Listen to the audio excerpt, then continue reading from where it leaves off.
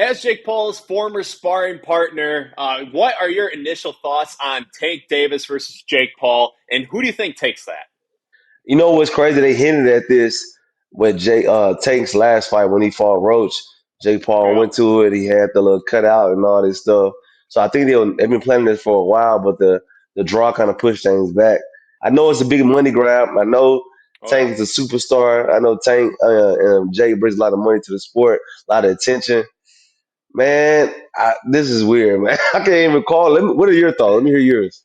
Okay. Well, I think just well, yeah, it's a money grab, and I think the unknowns is what Jake Paul is striving for, right? Like there was a lot of unknowns when he fought Mike Tyson. That was by far his biggest fight. Like an elite old school boxer versus a decent boxer in his prime, or even when he fought Ben Askren, the much different times. But it was like, okay, Jake's got some skill. Ben is a tough MMA guy who's been hit in the face before. Even Nate Robinson at the time, when he's had unknowns, those have been his biggest fights. So there's a lot of Mm, unknowns here where it's elite level skill, but he's a little guy. He's 5'5", 135 versus a decent 200 pounder. I mean, so I think yeah. that's where the intrigue comes from this fight. And obviously, it's a money grab, it's an exhibition. I'm hoping it's not a glorified spar, but let's assume it's not a glorified spar and they're in to win. And I believe, it sounds like there might be judges scoring it, even though it's an exhibition, just won't be on the pro record. It sounds like there might be judges. I hope it's not like the Floyd Logan Paul thing, but let's assume that there's no glorified spar where they're just in there to collect a check and get out of there. Well, who do you Yeah. think wins this? The elite level little guy or the decent bigger fighter? That's just crazy. You brought up something with Floyd versus Logan Paul thing. I forgot about that.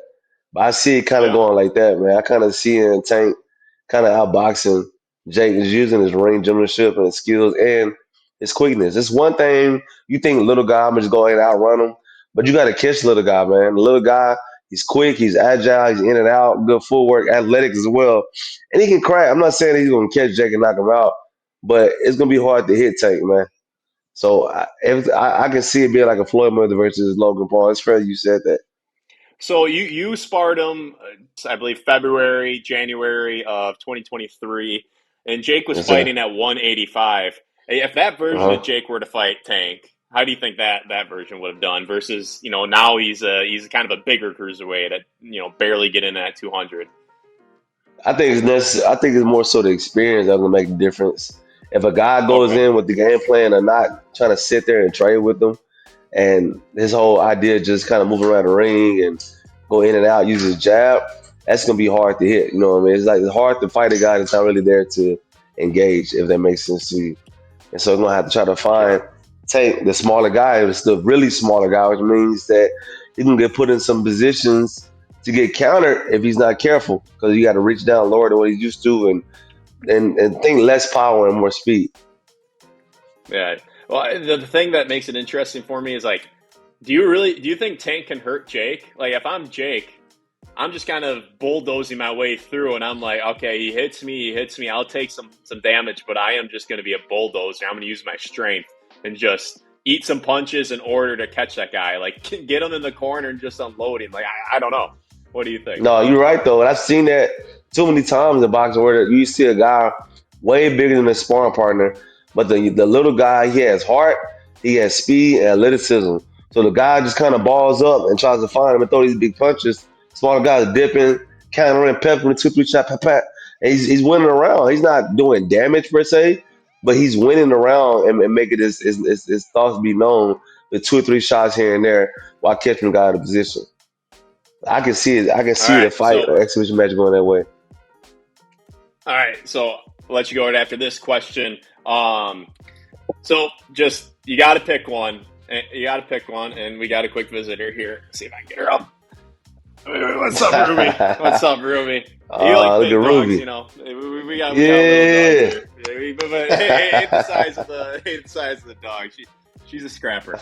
But All right. All right. whoa, careful, Ruby, careful. Wait, hold on You one got to second. Let height me get up. this light. She You got to almost height knocked down this light. up. Yeah. All right. So if you had to pick one guy to win this fight, Jake Paul, Tank Davis, definitive winner, who are you taking? I got to go with Tank, man. Gervonta Tank Davis. I had to Double go take. with him. I gotta go with Tank. All I right, have man. idea who you going with.